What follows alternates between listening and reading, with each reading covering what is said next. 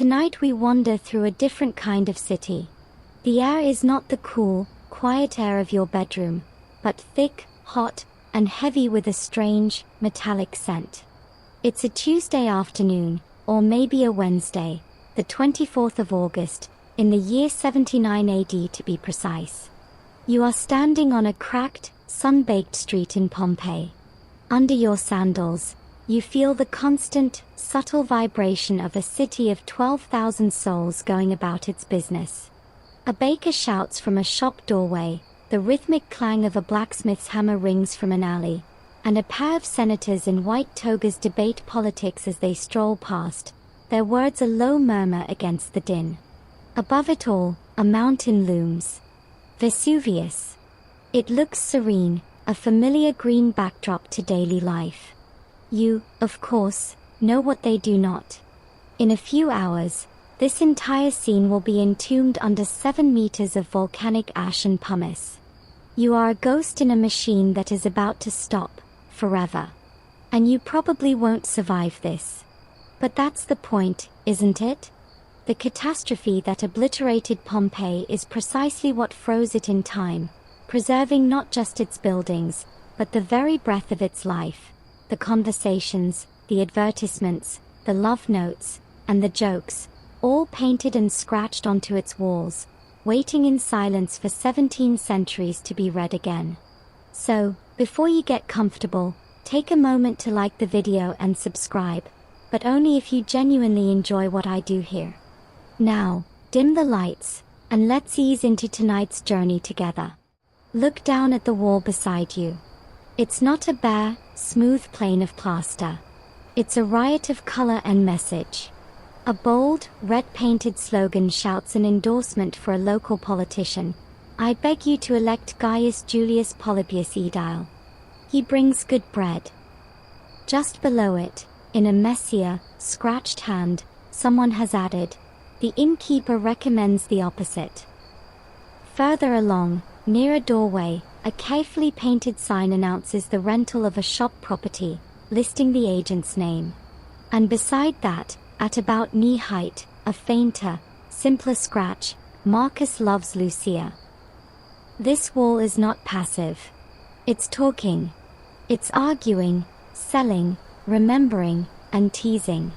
It is the ancient, stone and mortar equivalent of a social media feed, a public forum, and a community bulletin board, all fused into one.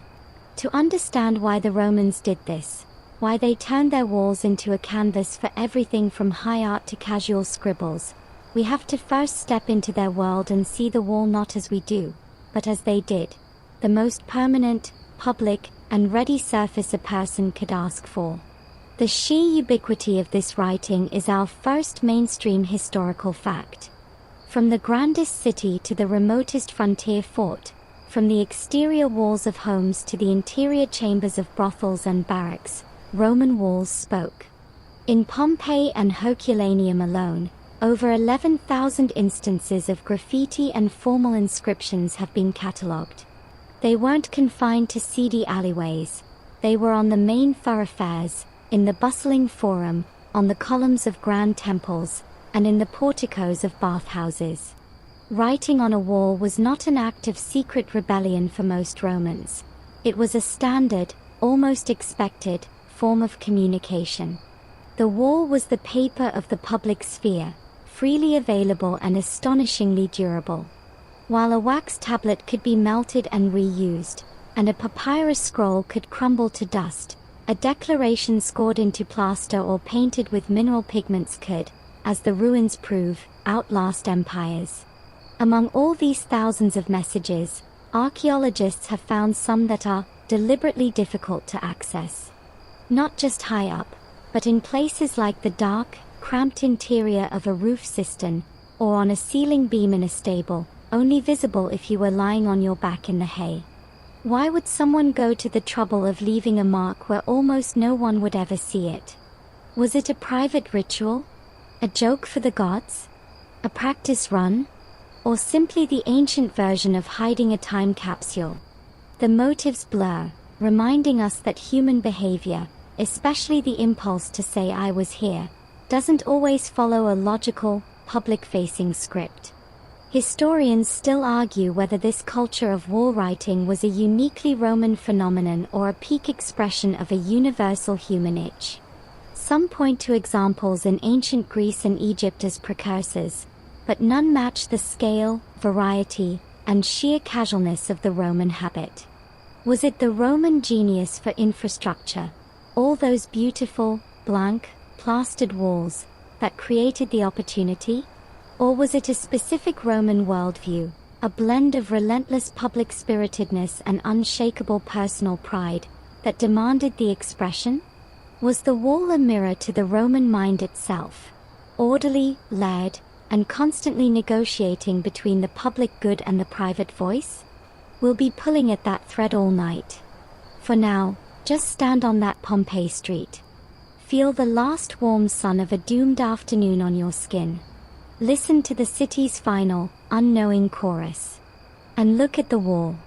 It's all about to be buried, yes. But in that burial lies its salvation. The ash that suffocated the life out of Pompeii sealed its voice in a perfect, airless tomb. When the first excavators broke through in the 18th century, they weren't just discovering buildings. They were tuning into a frequency, a broadcast from the past that had been paused, mid-sentence, waiting for someone to hit play. And we're just starting to listen. The secret to this 2,000-year-old conversation isn't magic, though it might seem like it. It's chemistry, elbow grease, and a Roman obsession with making things last. That vibrant red political slogan you saw painted beside the bakery? It wasn't a quick splash of dye that would wash away in the next rain. It was a calculated, permanent merger with the wall itself. To understand why their words endured, you have to get your hands dirty, metaphorically speaking. So, imagine you're not a strolling citizen anymore, but a pictor, a wall painter, arriving at a newly built house in Herculaneum. Your job isn't to decorate a finished wall. Your job is to create the finished wall, layer by meticulous layer. First, you face the rough, grey mountain of the wall, irregular stones or bricks set in mortar. You and your team slap on the arenatum, the rough cast. This is a chunky, aggressive mix of lime and sand, often with bits of pottery or brick thrown in for grip. It's the foundation, and you trowel it on thick, making sure it keys into every crevice of the stone beneath. This layer needs to cure, to breathe and settle. You might let it sit for months before you return. Patience isn't a virtue here, it's a technical requirement. When you come back, you apply the intonaco, the smooth coat. This is a finer, creamier plaster, made with carefully sifted lime and the purest sand they can find. But you don't plaster the entire wall at once. That's the crucial mistake of an amateur. You plaster only as much as you can paint in a single day, an area the Romans called a giornata, from the Italian for a day's work. This is where the miracle happens. While this final layer of plaster is still damp, still chemically alive, you go to work with your pigments. These aren't modern synthetic paints. They are earth and minerals ground into powder, ochre for yellow and red, copper compounds for brilliant greens and blues, soot for black, and crushed marble or chalk for white. You mix your powders with nothing but water or sometimes a little lime water to form a paste. Then, with your brushes made from hog hair or even a bit of frayed rope, you apply the color. As you paint, a process called carbonatization is already beginning. The wet lime plaster in the wall starts to absorb carbon dioxide from the air. This causes it to slowly crystallize, forming a hard matrix of calcium carbonate. Your mineral pigments don't just sit on the surface. They are physically trapped within this growing crystal lattice as it forms. The painting and the wall become one single, solid entity. This technique is what we call true fresco, or buon fresco. The color isn't on the wall, it is the wall. To remove it, you'd have to dismantle the stone beneath. This is why, after a volcano and 17 centuries underground, the reds can still look shockingly fresh, as if the painter just stepped away for a cup of posca, the legionaries' vinegar drink. Now for the mainstream historical fact embedded in this process. The Romans didn't invent fresco. They inherited the basic idea from the Minoans and Etruscans. But as with aqueducts and roads, they didn't just adopt it. They perfected it, systematized it, and scaled it up to an industrial level. Their genius was in the rigorous preparation of the plaster substrates and their masterful understanding of which pigments were lime-proof and would survive the alkaline chemical environment. A color like the famous Pompeian red came from cinnabar, a mercury sulfide, and was notoriously expensive and tricky. If applied incorrectly, it could turn black over time. The Roman painters knew their materials like master chefs know their ingredients. Not all wall applications were so noble or permanent. Alongside the lavish frescoes, Romans also used a much quicker, cheaper, and less durable method called a secco, dry, painting. This was for temporary signage, quick announcements, or when you needed to add a detail to an already dry fresco. They'd use a binder, like egg yolk, casein, milk protein, or even animal glue, to stick the pigment onto the dry plaster surface. It was faster, but it flaked. Archaeologists have found fascinating evidence of this in election notices. Often, a permanent, beautifully rendered frescoed advertisement for a candidate would form the background. Then, as election day neared, campaign workers would hastily paint a secco updates or last-minute endorsements right over the top.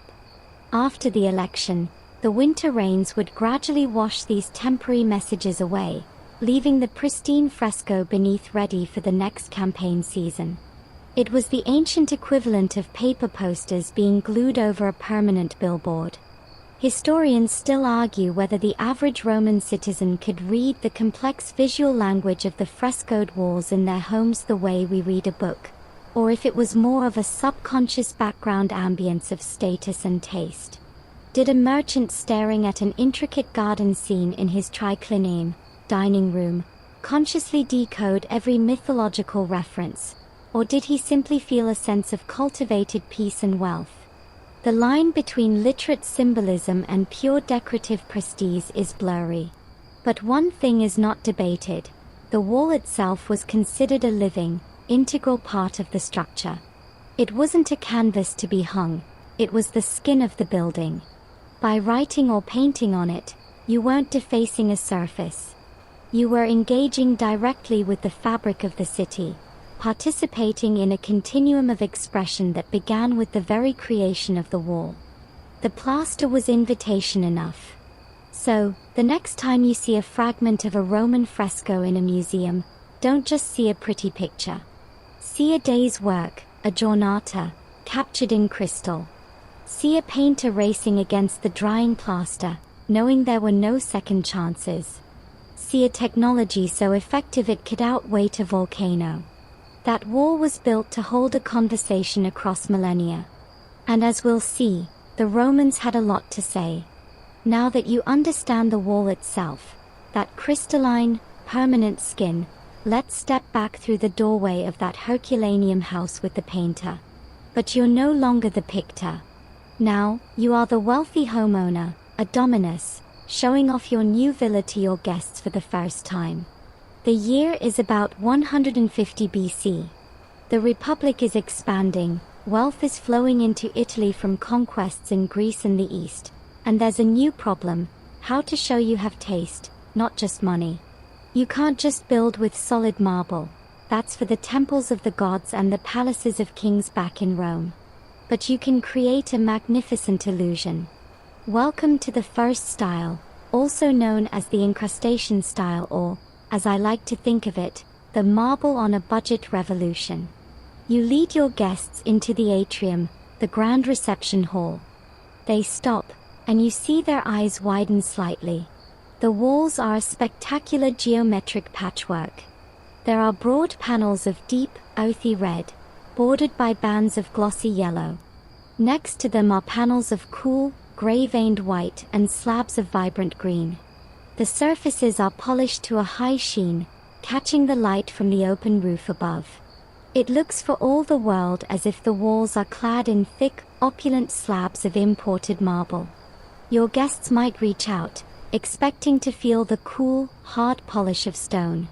But their fingers meet something slightly different, a perfectly smooth, but unmistakably plaster surface. The whole effect is a breathtaking sham.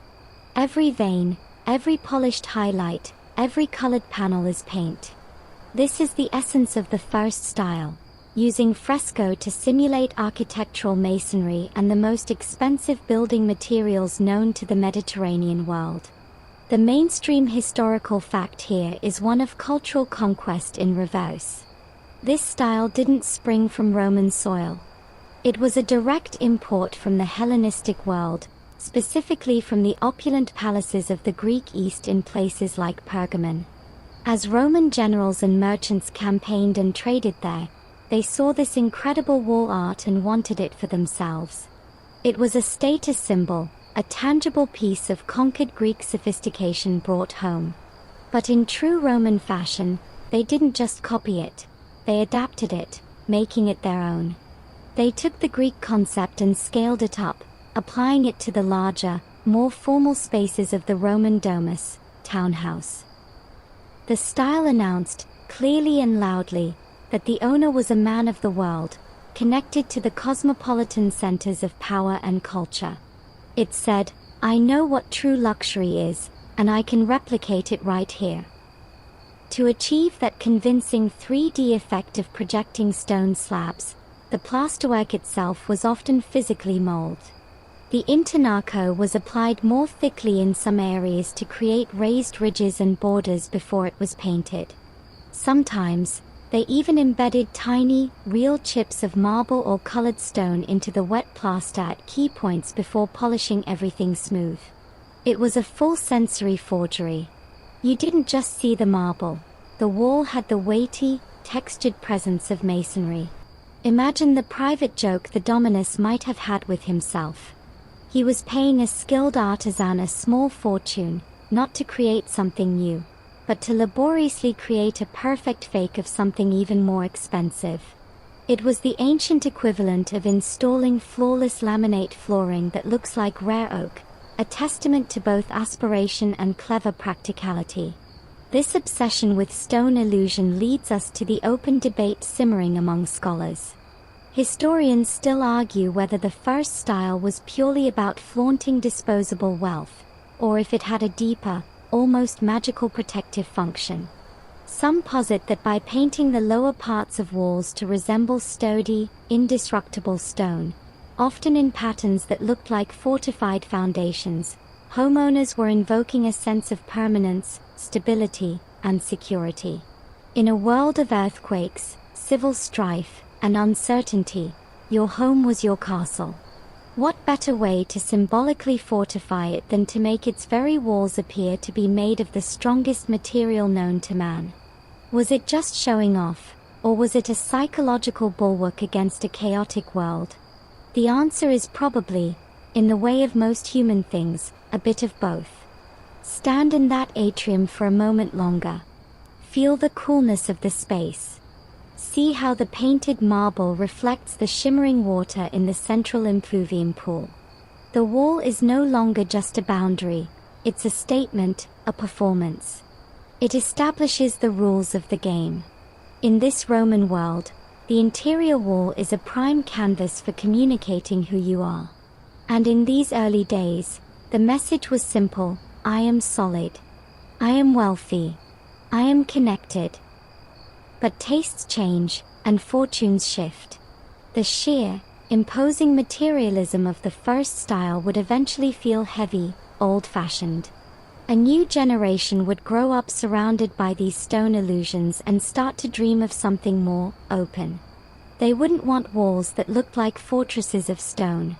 They would want walls that disappeared entirely, opening onto impossible vistas and fantastical architectures.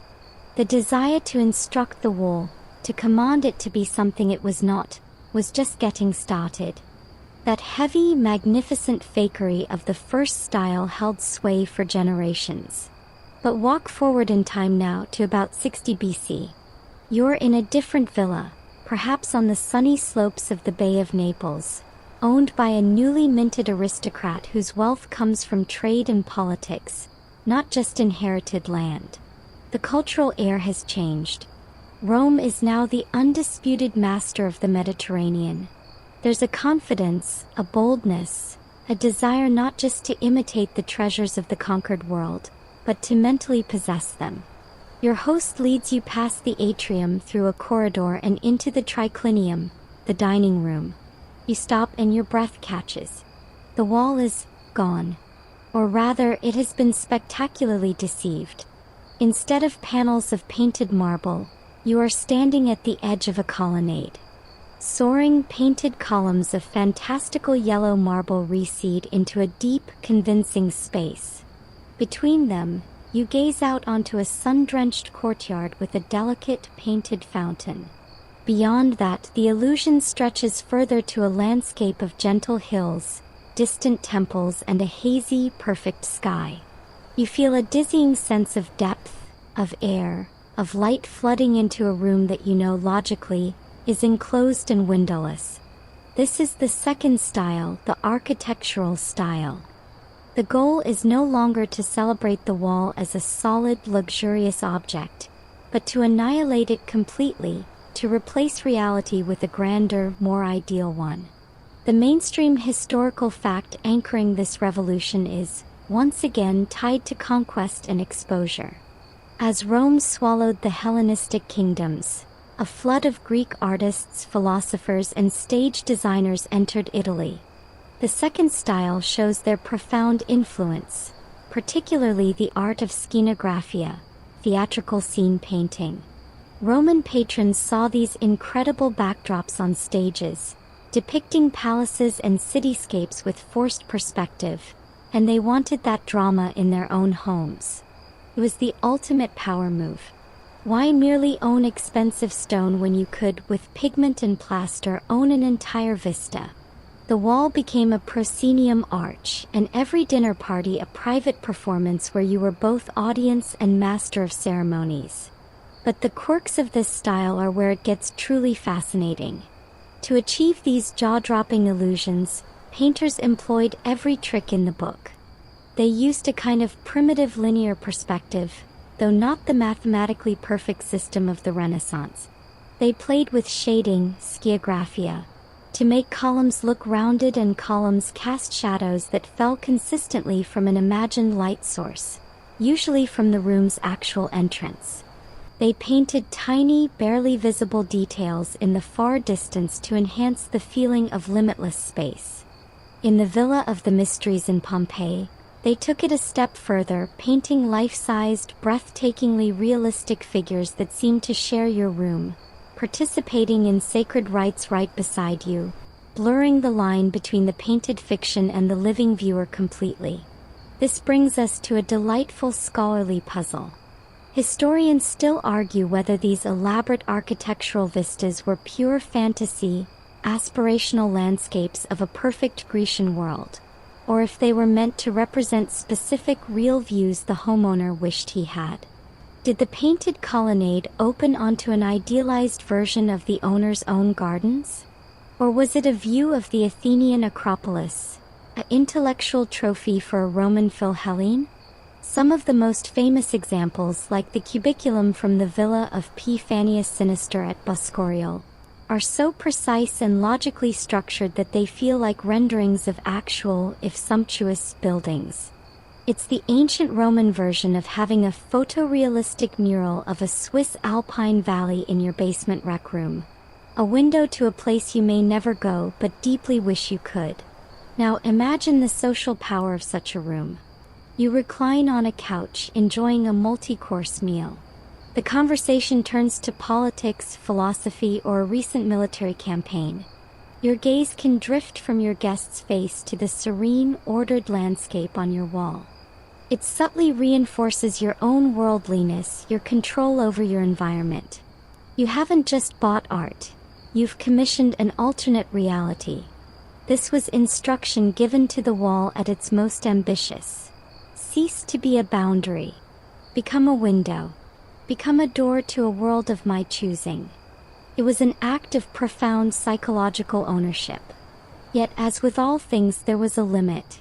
This taste for overwhelming illusion, for turning one's home into a theatrical set, would eventually strike some as too much, too gaudy, too fake. A backlash was brewing in the mind of a grumpy, brilliant architect and engineer named Vitruvius. He was watching this trend from Rome, and he was not impressed. He saw the second style's later, more fantastical developments as a corruption of good taste and proper architecture. And he was about to put his complaints down in writing, giving us one of history's most entertaining critiques of interior design. The pendulum of fashion, having swung from solid stone to infinite space, was about to swing back again, toward something flat, refined, and, to its detractors, monstrous. So, the stage is set, quite literally. You're surrounded by those breathtaking, impossible vistas of the second style, a world of painted columns holding up painted skies. But now, let's move the clock forward another few decades, to the reign of Augustus, the first Roman emperor. A new sense of order, of Pax Romana, settles over the empire.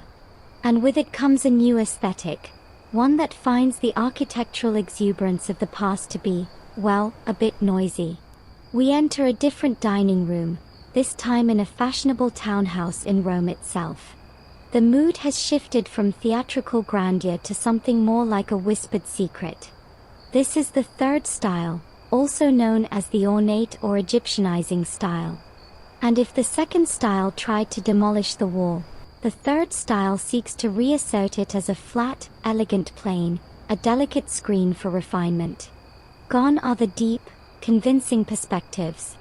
The wall you face is now a solid, monochrome field, perhaps a deep, rich black, a cool plum, or a stark, creamy white.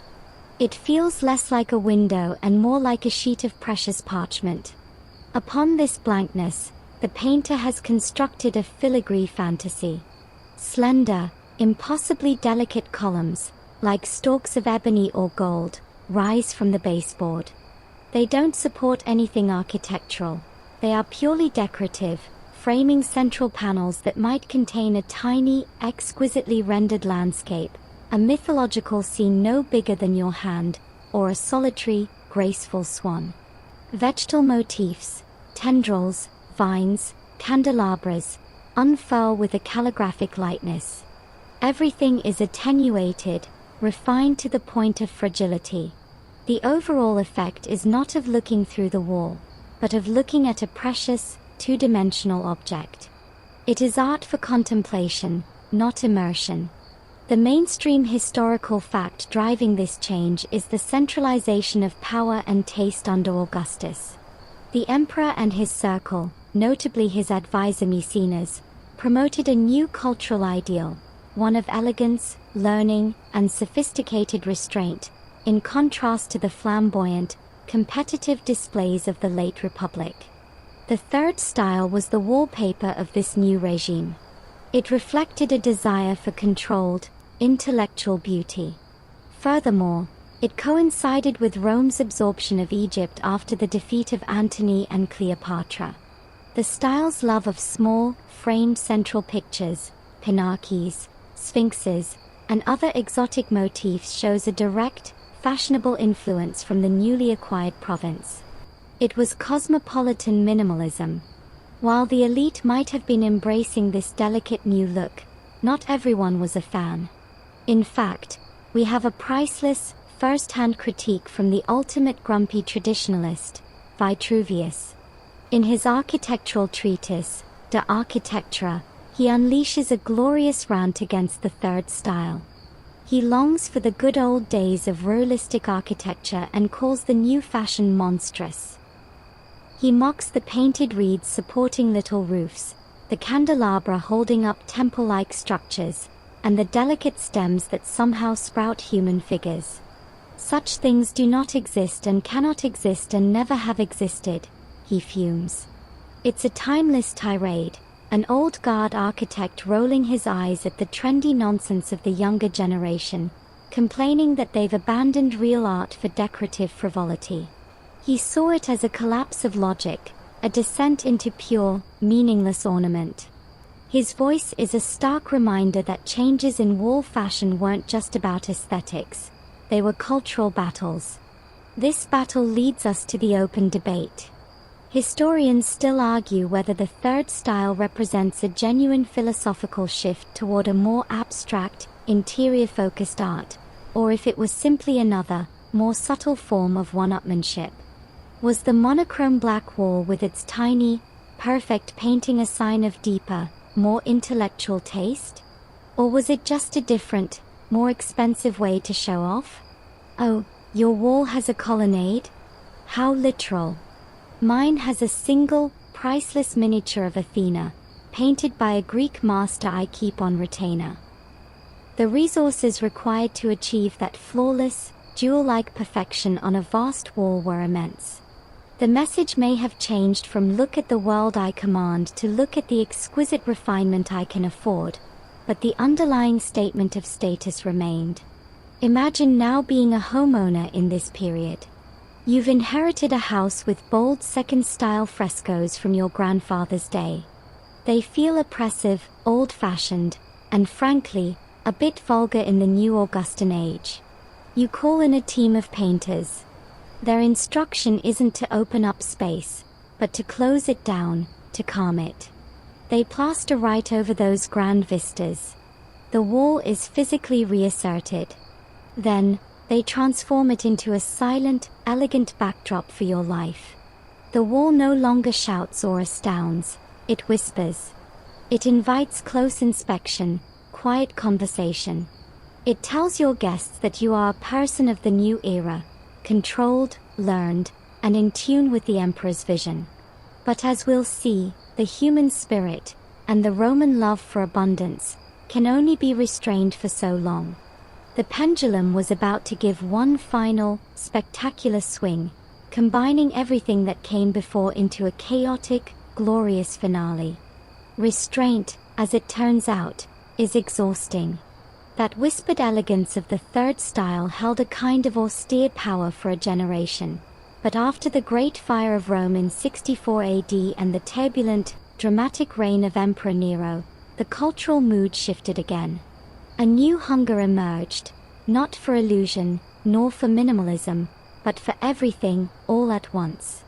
Step now into a grand reception room in the House of the Vetii in Pompeii, restored after the earthquake of 62 AD. You don't just look at this wall, it practically hums with visual energy. Welcome to the fourth style, the intricate or fantastic style. It's a lavish, overwhelming, and utterly confident fusion of everything that came before. If the previous styles were distinct musical genres, this is the full symphony orchestra playing a medley at maximum volume. The wall is once again architecturally active, but its logic is purely theatrical, not structural. Framing the room are painted columns and cornices that look solid, yet they are impossibly thin and float against contrasting backgrounds. They create layers of depth, but these spaces are filled not with serene landscapes, but with a curated chaos.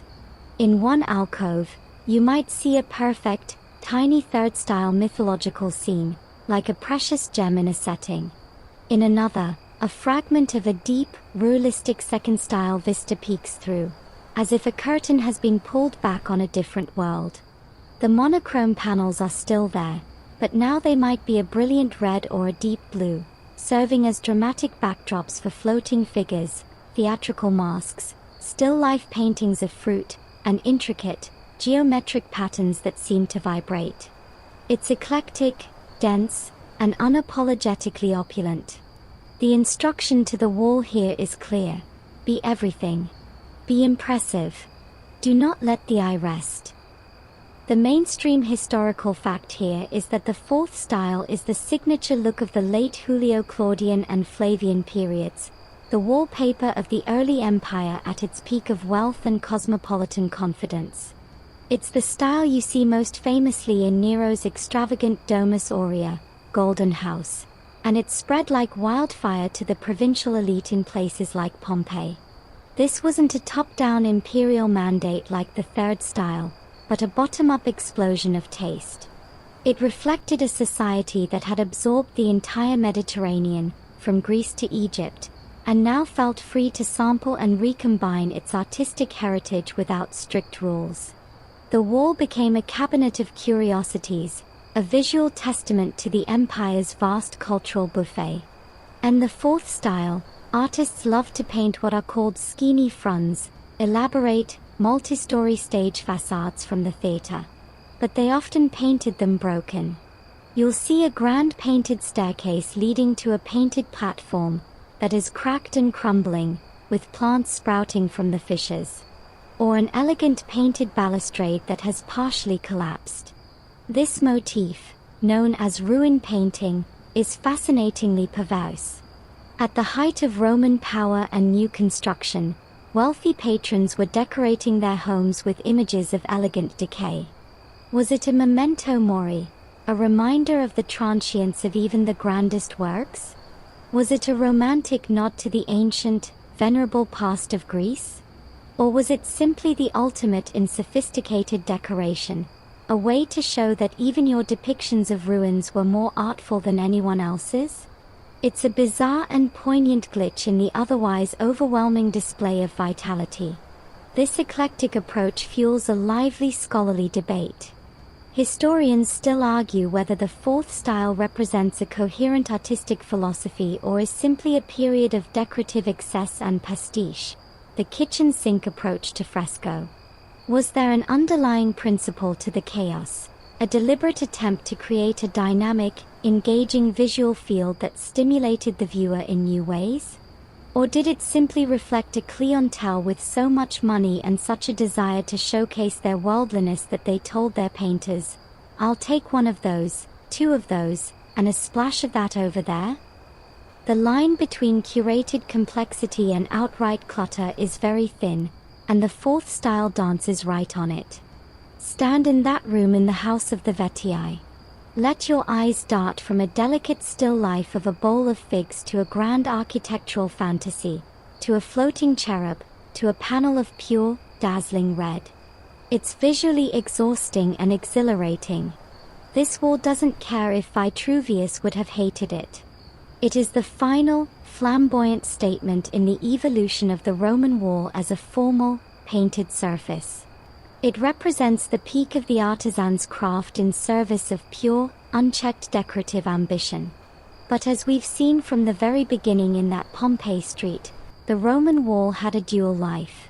It was a canvas for high art, yes, but it was also something far more democratic, immediate, and human. While the wealthy commissioned these breathtaking, silent symphonies, the rest of the population was engaging with the wall in a much more direct way, with a stylus, a piece of charcoal, or a quick brush and some cheap pigment. The grand history of fresco is only half the story. The other half is written in scratches. Let's step out of the rarefied air of the Vetii brothers' dining room and back into the bustling, sun-drenched street of a Roman town. The symphony of the fourth style is for those behind the high doors. Out here, the wall speaks in a different dialect, sharper, quicker, more urgent. And to understand it, we need to make a crucial distinction that the Romans themselves observed. Look at the wall beside you. You'll see two kinds of marks.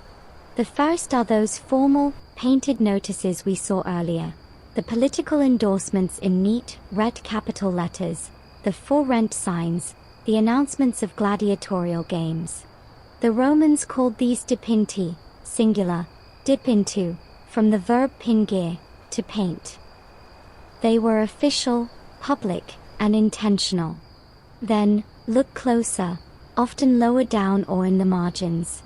You'll see another kind of mark, letters scratched, etched, or carved with a sharp point, a stylus, a nail, a knife, directly into the plaster surface.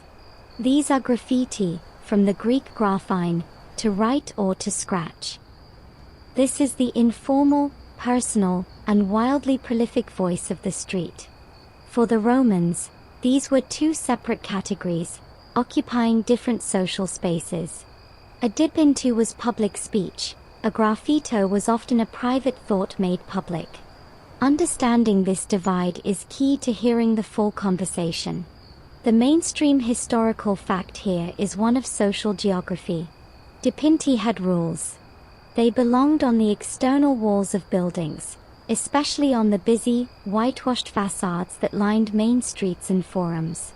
They were the ancient equivalent of a municipal bulletin board or a newspaper's classified section. It was a sanctioned use of space. Graffiti, however, could be found anywhere, on those same external walls, often scribbled around or over the dipinti, but also in the most private of places, inside homes, in stairwells, in barracks, in tavern latrines, and, infamously, in brothels. There was no public or private boundary for the graffito. Where a person could go with a sharp point, a graffito could appear. This omnipresence tells us that the act of scratching a message was not seen as a violation of a sacred surface in the way modern vandalism is. It was, for better or worse, a normalized part of interacting with the built environment. Archaeologists studying the depth and style of these scratches can sometimes determine the tool used and even the writer's intent. A deep, confident groove might indicate someone taking their time, maybe even a practiced writer. A shallow, skittering line could be a quick, furtive mark. But some of the most fascinating graffiti are the practice alphabets or repeated phrases found in out-of-the-way corners. These are the Roman equivalent of doodling during a boring meeting or practicing your signature. They reveal literacy in action, not just its final product. In a stairwell in Pompeii, someone carefully scratched the entire Roman alphabet, followed by a playful "Now I know my ABCs." Well, the Latin equivalent. It's a humble, human moment frozen in plaster. Someone learning, practicing, leaving the physical evidence of their education on the nearest available surface. This leads us to an open debate about access and literacy. Historians still argue whether the sheer volume of graffiti, over 11,000 examples in Pompeii alone, indicates widespread basic literacy among the common Roman populace, or if it was the work of a literate minority who scribbled on behalf of an illiterate majority. Could the barber, the baker, and the legionary all read and write these casual messages? The content provides clues. Many are simple names, Marcus was here. Others are short, formulaic greetings or curses. But some are complex, quoting poetry or making witty literary puns.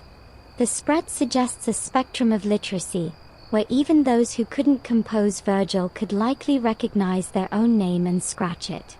The wall, therefore, acted as a great social leveler. The space beside a senator's formal dip into could be occupied by a slave's scratched lament or a soldier's boast. Both had equal claim to the plaster. So, the wall you're standing before is a lagged text. The formal, painted dipinti represent the official voice of the community, commerce, politics, civic life. The scratched graffiti swirling around them are the unofficial ID, the jokes, the passions, the frustrations, the sheer boredom of daily life. They exist in a kind of dialogue, sometimes complementary, often oblivious, occasionally in conflict. A painted ad for a politician might be underlined by a scratched note praising him, or crossed out with a crude caricature. This was the interactive, living aspect of the Roman street, long before the comment section was invented. Having separated the two main types of wall writing, it's time to dive into the chaotic, hilarious, and poignant world of the graffiti itself, to listen to what people were actually saying when they picked up that stylus. With the distinction between the formal dip into and the informal graffito clear in your mind, let's now lean in and read the scratches. This is where the wall truly comes alive with individual voices, where the grand narratives of empire and style fall away, and you're left with the raw, unfiltered hum of human beings being human. The motivations are as old as time, and instantly recognizable. The first and simplest, the assertion of existence. I was here. You see it everywhere. A name, sometimes just a single name, scored into the plaster. Secundus, prima, epaphra. No title, no context. Just the basic, biological urge to leave a mark, to prove to the future that you passed this way. It's the ancestor of carving initials into a tree or a school desk. In a world without photography or social media profiles, this was a way to anchor your identity to a place. But quickly, that simple statement blossoms into social interaction. The wall becomes a conversation. In a tavern on the Via di Norsera in Pompeii, one person writes, "Orphidius was here." Directly underneath, in a different hand, someone else adds, "Me too." Further down the wall, a more poetic soul offers, "Whoever loves, let him flourish. Let him perish who knows not love. Let him perish twice over whoever forbids love." It's not signed. It's a sentiment cast into the public sphere, a greeting to all fellow travelers on the road of romance. Elsewhere, the conversation turns competitive. On the wall of a basilica, two claims stand side by side. Oculus was here with his brother and, right next to it, Floronius was here. You are envious, Oculus. It's a playground taunt preserved in volcanic ash, a 2,000-year-old nanananabubu. The mainstream historical fact evident in all this is the profound ordinariness of graffiti in Roman life. It was a standard medium for casual communication. We find shopping lists, reminders to settle a debt, "I owe Satya 50 denarii," notes between friends, "Sarah, you are not being very nice, leaving me all alone like this," and recommendations for local businesses. In a fuller's shop, a laundry and cloth treatment business, a client scribbled, "I've had my clothes cleaned. Done well." It's a Yelp review from antiquity. This wasn't the behavior of a rebellious fringe, it was a socially integrated activity. People expected to read messages on walls and felt entitled to add their own. The wall was the town square, the pub toilet door, and the school locker, all combined. In a prominent location, someone wrote a grand, mock philosophical statement. "I wonder, O wall, that you have not yet collapsed under the weight of all the idiocies written upon you." It's a metagraffito, a graffito about graffiti. The writer is simultaneously participating in the act and mocking it, displaying a self-aware wit that feels utterly modern. He's the ancient equivalent of someone writing, "Stop writing on this wall," on a wall. The joke relies on everyone understanding the common practice, and it connects us directly to the Roman sense of irony. This pervasive practice opens up one of the most interesting scholarly debates about Roman society.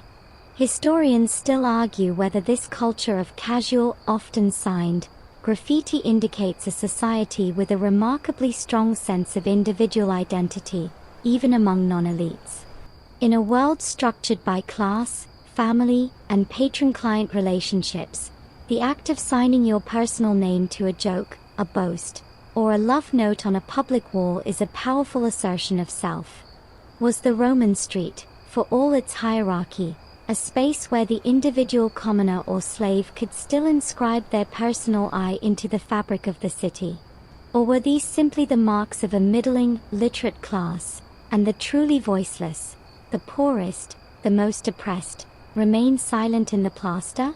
The graffiti gives some voice to the non-elite, but it cannot tell us about those who never learned to wield a stylus. So, the wall at this level is a social network.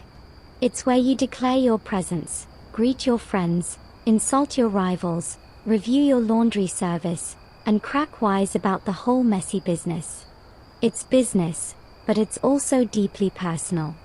Yet, for all its everyday charm, the Romans had deeper passions, and their walls bore witness to those too.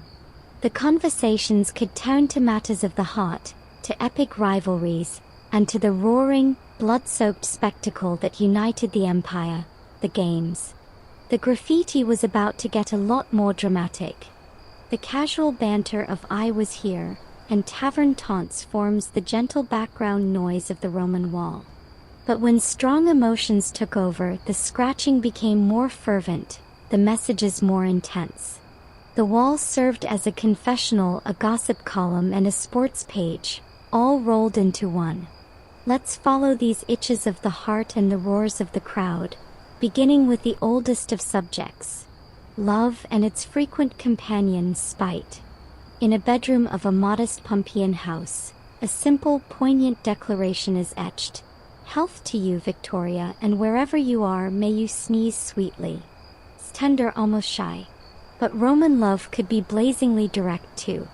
On the wall of a bar, a certain Severus writes, "Successus, the weaver loves the innkeeper's slave girl named Iris. She doesn't care for him, but he begs her to have pity on him." A rival wrote this. Farewell. A moment later, in a different hand, presumably Successus's, the reply appears, "You're just jealous. It's not right to muscle in on someone who's better looking and is a wicked and charming man." Then the original rival fires back the final shot.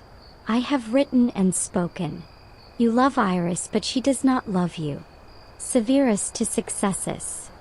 This is a live, dramatic love triangle played out in 3 acts over plaster. A soap opera scored into a bar wall for all patrons to judge. But love's flip side, insult, was just as popular. Romans enjoyed a good creative put-down. Some were simple: Samius to Cornelius, "Go hang yourself." Others were more elaborately poetic, like the famous graffito from Pompeii that reads, "The one who buggers a fire burns his penis." It's a crude, vivid warning that doubles as a character assassination. The walls of latrines and bathhouses were particularly rich in these exchanges, serving as the anonymous comment sections of the ancient world, where the barriers to rude speech were at their lowest. This brings us to the undeniable, roaring mainstream historical fact of Roman leisure: the obsession with gladiators and chariot racing. The walls of Pompeii are plastered, quite literally, with announcements for upcoming games, listing the number of pairs, the names of the producers, and special features like awnings for shade. But the graffiti is where the fandom truly erupts. These are the ancient tweets of the fanboy. Celadus, the Thracian gladiator, is the hero of all the girls, sighs one admirer. Records of victories are tallied like baseball stats. Crescens, the retiarius net fighter, holds the hearts of all the girls, and elsewhere, Crescens the retiarius, 13 fights, 12 crowns. Women are not silent in this arena. A graffito near the barracks of the gladiators reads simply, "Calidus, you are my heart." The charioteers of the factions, the blues, greens, reds, and whites, inspired similar devotion. "The greens are winners, and I support the blues," are shouts frozen in time, the eternal language of sports rivalry. Among the gladiatorial graffiti, we find what appear to be betting slips or fantasy league notes. Names of fighters are written, sometimes with strange symbols or numbers beside them. One theory is that these were records of wagers or predictions for upcoming bouts. In the barracks, someone even scratched a crude cartoon of 2 gladiators in combat, labeled with their names like a preview poster. This transforms the graffito from mere fan worship into a tool for engagement with the games, a way to participate beyond just watching. It was interactive entertainment. All this passionate commentary, from love notes to death threats to sports stats, fuels a persistent scholarly debate. Historians still argue whether this incredibly personal, emotional, and often signed graffiti represents a true widespread democratization of personal expression in Roman society, or if it merely reflects the attitudes of a specific bold subset of the population. Were the people writing "Marcus loves Lucia" or cursing a rival truly representative of the average Roman's ability to express themselves publicly? Or were these the marks of the especially brazen, the particularly literate, or the young and impulsive? The fact that we find such intimate thoughts in the most private corners of homes suggests a deep-seated need to externalize emotion, but it cannot tell us if everyone felt that need, or just the ones with a stylus and a point to prove. Stand before a wall covered in these layered passions. The formal dipinto for the next Minera, the games, is the official billboard. Swirling around it are the scratched statistics, the declarations of love for Celadus the Thracian, the tavern-side romantic drama, and the creative insults. It's a cacophony of human feeling, from the sublime to the ridiculous. The wall absorbs it all without judgment. But not all wall writing was so personal or so informal. The Romans had a genius for turning even spontaneous expression to practical public purpose. The same surface that held a lover's sigh could, just a few feet away, carry the weight of political ambition, commerce, and law. The private voice was about to meet the public megaphone. The emotional scribbles and fan club declarations show us the wall's role as a personal diary. But now, shift your gaze upward and outward, to the most prominent, whitewashed spaces on the street. The facades of private homes, the pillars of porticos, the blank walls facing the forum. This was prime real estate, and the Romans used it with the efficiency of a modern advertising executive. Here, the personal graffito gave way to the formal, painted dipinto, the engine of public life. The wall became a civic tool, a broadcast medium for the community. In a world without newspapers, radio, or the internet, the painted wall was the town crier, the campaign poster, and the public notice board, all in one. The most famous of these are the political campaign notices, the programmata. Pompeii's election season painted the town red, literally. Professional sign writers, scripters, were hired to paint endorsements in bright, durable red or black letters. They followed a standard formula. It usually began with a verb like regat, he asks, or facet, he makes does, followed by the candidate's name and the office he sought, aedile or duumvir. Then came the kicker, the endorser. The neighbors ask for your support for Marcus Appidius Sabinus as duumvir. The fruit sellers ask for your support for Gaius Julius Polybius as aedile. The pickpockets ask. Well, not that last one, but you get the idea. What's fascinating is the social snapshot. Endorsements came from whole trade guilds, the pomarius, or fruit sellers, the full ones, or laundry workers, from neighborhoods, vicini, from influential individuals, and sometimes from close friends or family. It was a public mapping of social networks and obligations. A wall covered in programmata was a heat map of political influence. But commerce was just as loud. Painted signs advertised everything from rental properties, to let from the 1st of July, shops with their upper rooms, fine houses, and a courtyard, with the landlord's agent named, to tavern services. One famous sign from Pompeii depicts a phoenix or an eagle with the words Phoenix Felix et tu. The phoenix is lucky, and you will be too, likely the name and motto of an inn. Lost and found notices, announcements of public auctions, and bills of sale for goods were also common. The external wall of a private house, especially on a busy street, was not considered an inviolable private space. It was a community resource. The homeowner benefited from the foot traffic the messages attracted, and the town gained a free, distributed communications grid. The mainstream historical fact cemented here is the highly participatory and local nature of Roman politics and commerce. Elections were neighborhood affairs. Your baker, your fuller, and the owner of the tavern on the corner were all potential voting blocs whose support was worth courting and publicly celebrating. The programmata were less about policies, you almost never see any, and more about social standing and owed favors. Gaius Cuspius Panzer for Edile. All the late drinkers ask for your support. This real notice tells us Panzer had the barhopper vote locked down. It was retail politics painted in mineral pigments. Archaeologists have found evidence of professional standards. The letters are often uniformly sized and spaced, painted with a steady hand. In some cases, they've even found faint, preliminary guidelines scratched into the plaster to keep the lines straight, the ancient version of using a pencil before inking. Furthermore, the same handwriting style appears endorsing different candidates in different parts of town, confirming the existence of hired scripters. This wasn't always amateur hour, it was a trade. There's even evidence of painters making mistakes and correcting them in the wet plaster, a tiny moment of professional frustration frozen for 2 millennia. This highly organized, public use of walls leads to a nuanced scholarly debate. Historians still argue whether this saturation of public space with commercial and political messages represents a vibrant, open civic culture or a form of visual pollution and social coercion.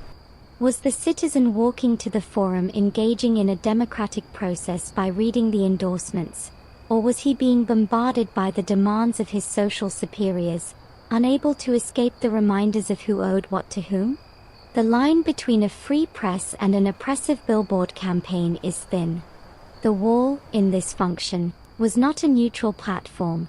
It was a tool for reinforcing the existing social and political order, painting the hierarchy literally onto the city's skin. So, the street you're walking down is a visual symphony of demands and announcements. The red letters shout for your vote, the black letters sell you a shop, and beneath them all, the scratched graffiti whispers its secrets. The wall performs a dual duty. It is both the town's official bulletin and its unofficial ID. But this phenomenon wasn't confined to Pompeii's alleyways. The same impulses traveled to the very heart of the empire, to its most iconic building, where the walls held the nervous scribbles of 50,000 people waiting for a show to begin. The logic of the Roman wall, that any plastered surface is a potential canvas for thought, didn't stop at city gates or the thresholds of grand homes. It scaled up, following the empire's ambition to its most colossal stages. So, let's leave the sun-bleached streets of Pompeii now and travel to the heart of Rome itself. The year is 90 AD. You are one of tens of thousands funneling through a numbered, vaulted corridor, ticket in hand, headed for your assigned tier in the Flavian amphitheater. We call it the Colosseum. The air is thick with the smell of sweat, cheap perfume, and fried snacks from the vendors lining the passage. The noise is a deafening ocean of anticipation. As you shuffle forward in the press of the crowd, your hand brushes against the rough plaster of the corridor wall. You look, and you see them, scratches. Not the grand, painted dipinti of the forum, but the familiar, hurried graffiti of the common spectator. Here, in the belly of the empire's greatest monument to spectacle, the human itch to mark a moment found its way onto the stone. These aren't lengthy poems or complex political statements. They are the marks of people in transition, caught between the mundanity of entering a building and the blood-pumping thrill of the arena. You see simple drawings, a gladiator with his shield, a crude animal, a ship, perhaps for the simulated sea battles, the Normachi. You see names, of course, Marcus was here, Lucius, Act. But you also see something more specific to the venue, symbols. The most common is a simple palm branch, scratched over and over. The palm was the symbol of victory, awarded to a winning gladiator. Scratching it onto the wall might have been a good luck charm, a bet on a favorite, or a commemoration of a past win. You also see mysterious initials and abbreviations, perhaps denoting betting pools or fan clubs for specific gladiatorial troops, familiae. The wall here acts as a pressure valve for pre-game nerves and excitement. The mainstream historical fact illuminated by this is the Colosseum's role as a truly public space on an unprecedented scale. It could hold an estimated 50,000 to 80,000 people, a cross-section of Roman society from senators to slaves, all funneled through these identical, functional corridors. The graffiti democratizes even this iconic space. The senator entered through a separate, grand entrance. The plebeian scratched his mark on a service corridor. Both were participants in the same ritual, but their physical and social paths were marked differently on the building's fabric. The graffiti in the Colosseum's bowels is the voice of the anonymous crowd, the signature of the mass experience.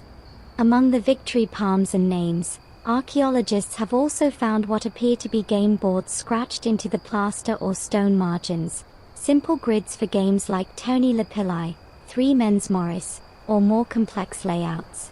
These suggest long waits, boredom in the queues before the games or during intermissions. People killed time by etching a board and using pebbles or coins to play. It's a profoundly human moment, amid the overwhelming, state-sponsored violence and grandeur about to unfold in the arena. A small group huddles in a corridor, focused on a quiet, improvised game of strategy. The wall served as their table. This intimate use of such a monumental space sparks a compelling debate. Historians still argue whether the graffiti in places like the Colosseum represents a form of subtle, everyday resistance, a reclamation of impersonal, imperial architecture for personal expression, or if it was simply an unconscious, habitual behavior, no different from scribbling in Pompeii's taverns. Was scratching your name on a Colosseum column a tiny act of defiance against the overwhelming power of the emperor who built it? Or was it just what Romans did when they had a sharp object and a spare minute? The fact that the graffiti is found in service areas, not the marble-clad imperial boxes, suggests it was tolerated, perhaps even expected, in the spaces where the common people circulated. It was part of the building's lived experience, not a defacement of it. So, as you finally emerge from the dark corridor into the blinding sunlight and roaring cacophony of the arena, the plaster scratches fade from your mind, replaced by the sand, the armor, and the roar. But they were there. A hidden, scribbled subtext to the official spectacle. This instinct to leave a mark of one's presence wasn't confined to great cities or moments of high drama, however. It traveled with the Romans to the very edges of their world, to cold, damp frontier posts where the wall was often the only constant in a soldier's life. The need to say "I made this" or "I was here" was as Roman as the legionary's hobnailed boot. The spectacle of Rome fades, the roar of the crowd replaced by a different, more constant sound, the howl of a North Sea wind and the rhythmic tramp of boots on a wooden rampart. You're no longer in the Mediterranean heartland. You're in Londinium, Roman London, or perhaps at Vindolanda, a fort clinging to the edge of Hadrian's Wall in Britannia. It's cold, damp, and a world away from Pompeii's vibrant colors. Yet, here too, the wall speaks. But its voice is different, more functional, more lonely, often marking not a moment of leisure or passion, but one of work, duty, or simple endurance. In these frontier outposts, the act of writing on a wall often served a practical purpose, a signature of labor in a harsh land. The grand frescoes are rare here. The walls are more likely to be coarse stone or rough, utilitarian plaster. The marks left upon them reflect that. One of the most common finds is the builder's or craftsman's mark.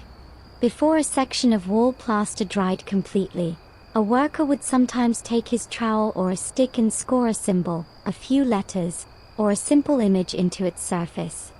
This wasn't art or casual graffiti, it was a record. It could be a tally mark for a day's work, a personal sigil to claim responsibility for a section of wall, or a mason's mark identifying his work for the foreman.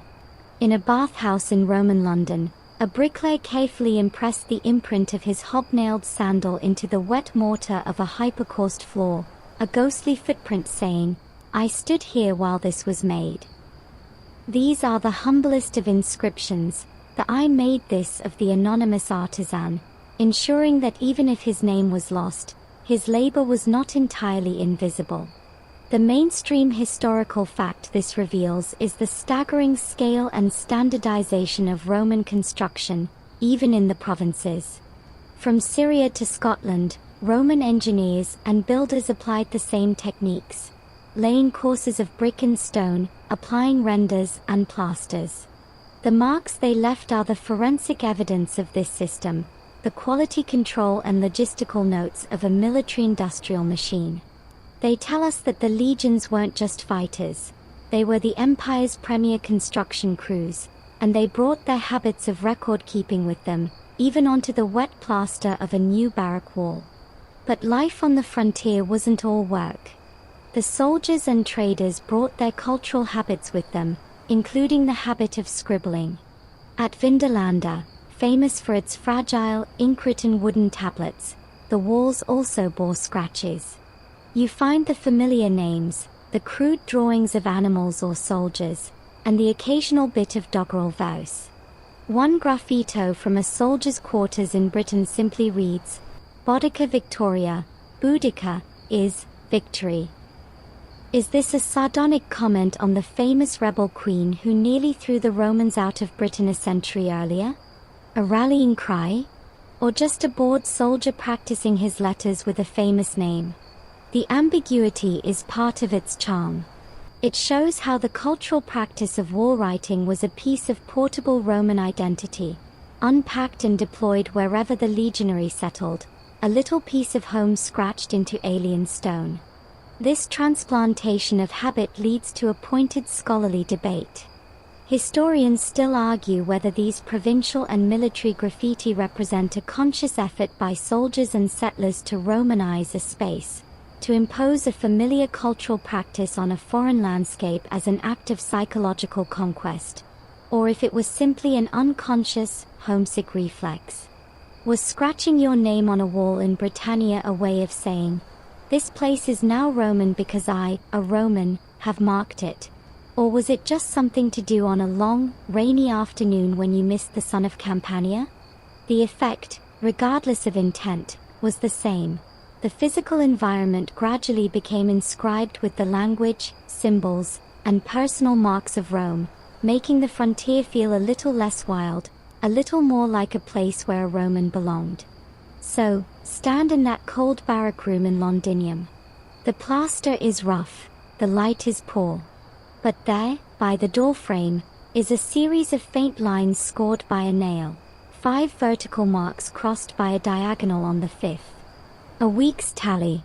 Next to it, a crude sketch of a galley ship. Further down, a practiced alphabet. This wall is a document of displacement and adaptation. It records duty, memory, boredom, and skill. It proves that the impulse to instruct the wall, to make it bear witness, was not a luxury of the peaceful, prosperous South.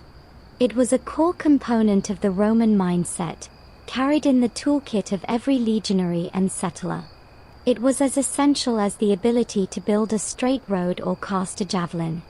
To understand why it was so essential, we need to pull back from individual scratches and see the bigger picture. The Roman world was, from top to bottom, a world saturated with the written word. To truly understand why a Roman soldier in Britannia or a baker in Pompeii thought it perfectly natural to pick up a stylus and score a message into a wall, we have to lift our gaze from the plaster itself and look at the world they lived in. You are surrounded by writing. It's not confined to scrolls in a library or tablets in a counting house. It is monumental, public, and inescapable. This is a culture where the written word is woven into the very fabric of power, identity, and daily life. The casual wall graffito isn't an anomaly. It's the logical, grassroots extension of a society that communicated through stone and bronze as much as through speech. Walk with me through the Forum Romanum. You are not just looking at buildings, you are reading them. Every temple facade, every triumphal arch, every statue base is covered in deeply carved, capital letters, inscriptions that announce who built it, who dedicated it, to which god, when, and why, often listing the full titles of the emperor and the names of the magistrates who approved the funds. These are the monumenta, permanent records of achievement meant to last as long as the empire itself. The sheer volume is staggering. Fast forward a few centuries, and the Romans would literally gather up old inscriptions, chop off the backs, and reuse the stone because the supply of marble couldn't keep up with the demand for commemoration. This monumental epigraphy was the official voice of the state, a constant, stone-hard reminder of hierarchy, piety, and history. But it trickled down. Look at a milestone on the side of a perfectly straight road. It tells you the distance to the next town and who the emperor was when it was placed. Look at a tombstone outside the city walls. It names the deceased, their age, their profession, sometimes with a touching epitaph or a relief showing them at their trade. To the gods of the departed. For Marcus Basilius, soldier of the 9th Legion, who lived 35 years. His heir had this made. Writing was how you claimed your place in the world, both in life and in death. Even everyday objects spoke. Pottery stamps identified the workshop, lead pipes were stamped with the plumber's name, and clay oil lamps bore the maker's mark. Literacy, in a basic sense, was a survival skill. You needed to recognize abbreviations on coins, read the labels on amphorae in a warehouse, and understand the placards in the market. The mainstream historical fact here is the Roman development of a truly epigraphic culture. From the grandest arch to the humblest tombstone, writing in permanent materials was the preferred method of making things official, memorable, and legitimate. It was a technology of permanence. This created a visual environment where text was normal, authoritative, and expected. The brain of a Roman citizen was trained from birth to see writing on hard surfaces as a natural, even prestigious, form of communication.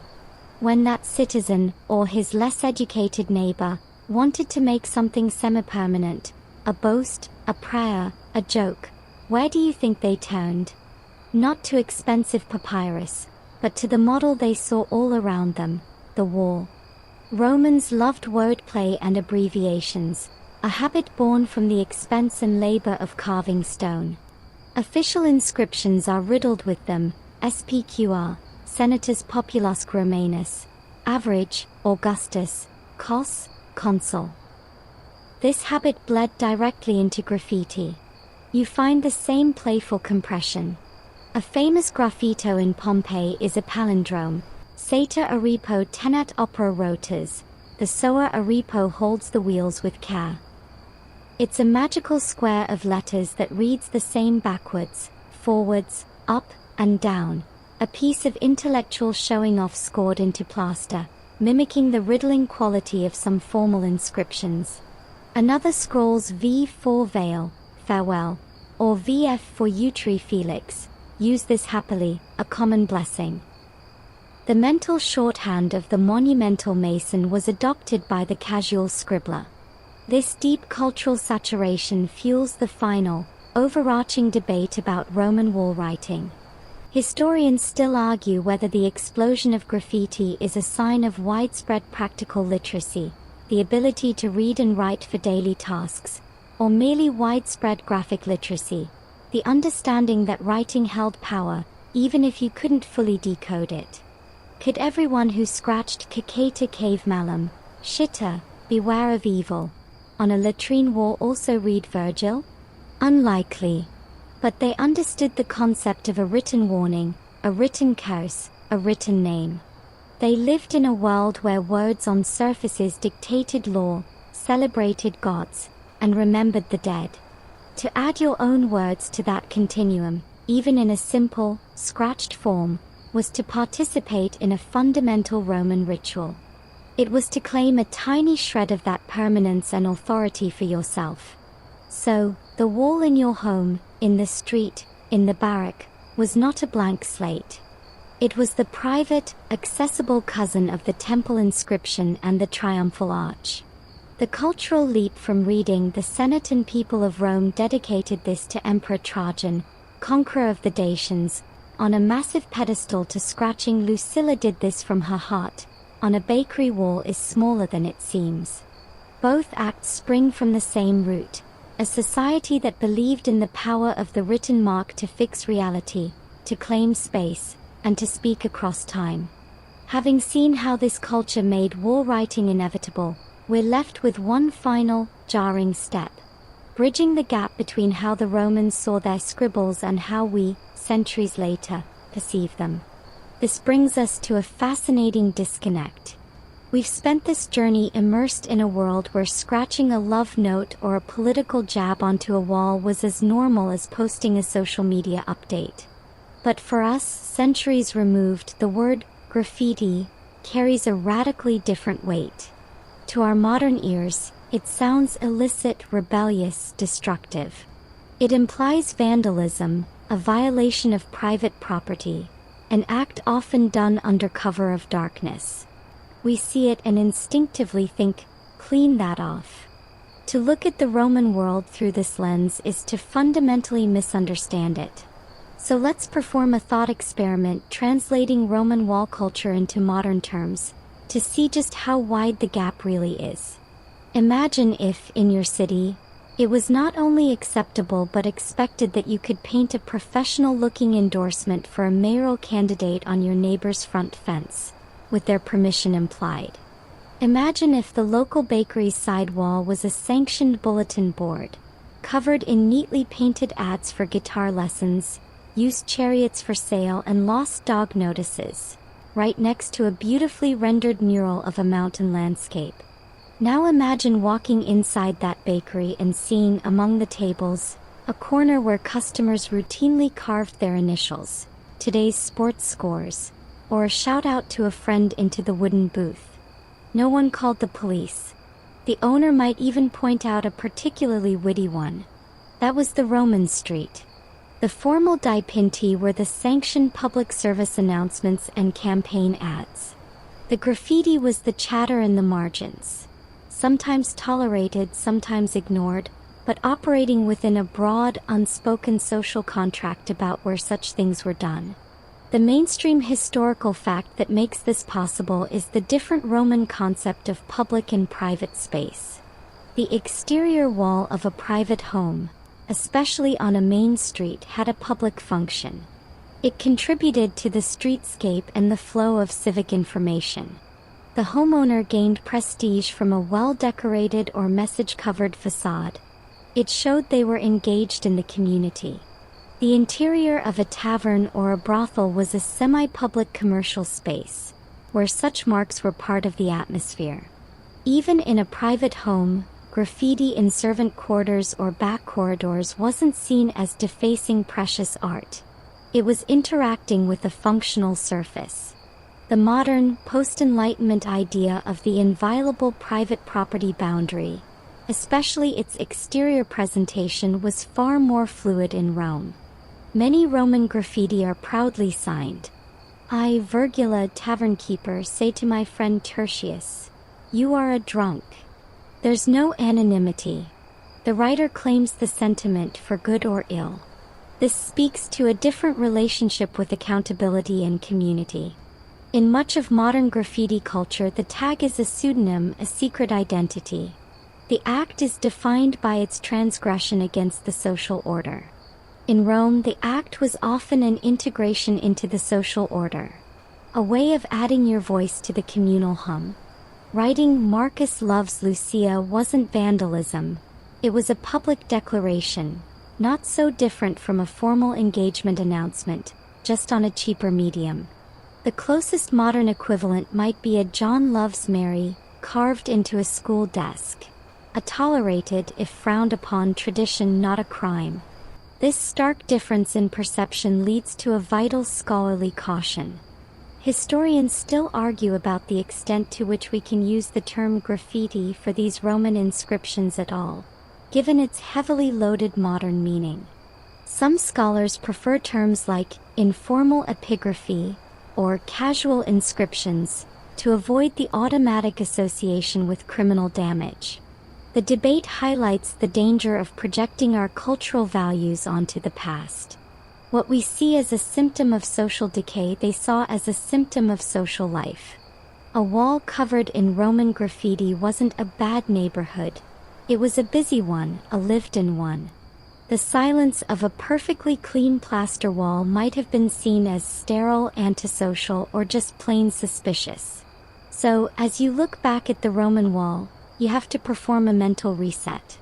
See the red dipinto not as spray paint but as a laminated poster in a community notice board. See the scratched graffito not as destructive tagging, but as the etchings on a pub table or the notes on a public comment wall. The medium was the same, plaster and pigment, but the social contract surrounding it was worlds apart. The Roman wall was porous, participatory, and alive with layered voices. This doesn't mean there were no rules or that everyone loved it. Vitruvius certainly didn't, but it existed within a framework of understanding that we have largely lost. Recognizing this is the final key to hearing their voices clearly, not as ancient vandals, but as neighbors, lovers, voters, and fans talking to each other across the centuries. And that impulse, it turns out, did not die with the empire. The ash settled on Pompeii. The empire fractured, its roads fell quiet, and the great machine of Roman civic life ground to a halt. The frescoes faded behind crumbling plaster, and the once chattering walls were buried or fell silent. But the human itch they recorded, the need to say "I am here" on a surface for others to see, did not vanish with the legions. It merely hibernated, waiting for new walls and new cultures to give it voice. The story of the Roman wall is not an end, but a powerful link in an unbroken chain that stretches right up to the light of your screen tonight. Think of the Renaissance, when scholars and artists, digging in the ruins of Rome, found themselves fascinated by these ancient scribbles. They even adopted the word graffiti, from the Italian graffiare, to scratch, to describe both the ancient marks and their own modern imitations of them. Artists like Michelangelo and Pinturicchio are rumored to have left their own sketches on palace walls or hidden in the recesses of chapels, playing with the form. The impulse was reborn, not as a civic tool, but as a personal, often irreverent, artistic one. Fast forward to the 20th century, from the Kilroy was here doodles of World War II soldiers, a direct descendant of the Roman soldier's scrawl on a barrack wall, to the rise of urban street art in Philadelphia and New York. The tools evolved from a stylus to a spray can, the motivations blended social protest with artistic ambition, but the core DNA remained, the use of the public wall as a medium for unsanctioned personal or group expression. The mainstream historical fact that connects these dots is the universality of the gesture. From the cave paintings of Lascaux to the digital walls of social media, humans have always sought to externalize their presence, their thoughts, and their identity onto a shared surface. The Romans simply institutionalized it on an industrial scale within a hyperliterate, public-spirited culture. They provided the most durable and prolific proof of concept. When you post a photo or a hot take online, you are, in a way, continuing that tradition. You are inscribing your mark on the shared, virtual wall of your community, declaring your presence, your allegiance, your joke, or your love. The platform is different, the audience is global, but the fundamental instruction to the interface is the same: carry my voice. In the 21st century, as modern street artists like Banksy achieve global fame, archaeologists continue to uncover and study Roman graffiti with more sophistication than ever. They use digital scanning and 3D imaging to read the faintest scratches, uncovering layers of dialogue invisible to the naked eye. The two worlds now sometimes converse directly. Modern artists have referenced Pompeian graffiti in their work, and scholars study the social context of ancient scribbles to better understand the sociology of modern street art. The ancient wall and the modern concrete canvas are in dialogue, proving that the conversation never really stopped, it just changed fonts. This brings us to the final, gentle scholarly reflection. Historians still argue about the ultimate legacy of the Roman graffiti phenomenon. Was it a unique, culture-specific outburst, or the clearest early map of a fundamental human neural pathway? The evidence leans toward the latter. The Roman wall shows us that when given a stable society, a common language, and plenty of plaster, people will naturally fill the space with themselves. They will advertise, debate, love, hate, joke, and tally their days. The Roman achievement was to build the walls, literal and societal, that could hold that torrent of human expression without immediately washing it away. They turned a whisper into a chorus that we can still, miraculously, hear. So, as we leave the bustling, sunlit streets of Pompeii for the last time, and the echoes of gladiatorial cheers fade from the Colosseum's corridors, take one final look at that wall. See it not as a relic, but as a mirror. The scratched conversations, the painted boasts, the careful artisan's mark, they are the signatures of people not so different from you. They got bored in queues. They fell in love. They rooted for their team. They wanted their neighbors to vote for their friend. They needed to say, in some small, permanent way, that they mattered. In the end, the ancient Romans painted and scratched instructions on their walls for the simplest and most profound of reasons. Because they were human, and the wall was there. And that, perhaps, is the most timeless instruction of all. Now, as the last echoes of those Roman streets fade and the imagined plaster grows cool under your touch, let's gently pull back from the world of chisels, pigments, and whispered secrets. The story we've traced across 1500 years and a continent isn't just about ancient paint. It's about the quiet, persistent hum of human presence. It's about the comfort of knowing that even in a vast, ordered empire, under the shadow of a volcano or in the chill of a frontier fort, a single person could take a sharp point and say, "Listen. I am here. I felt this." That urge, to mark, to connect, to declare our fleeting selves against the slow march of stone and time, didn't begin with Rome, and it certainly didn't end there. It simply found one of its most eloquent and enduring voices in the habits of those people, in the way they turned their entire world into a letter, waiting to be read. So, as you lie there in the dark, let the frantic energy of the forum and the arena soften. Imagine instead the calm that comes after understanding.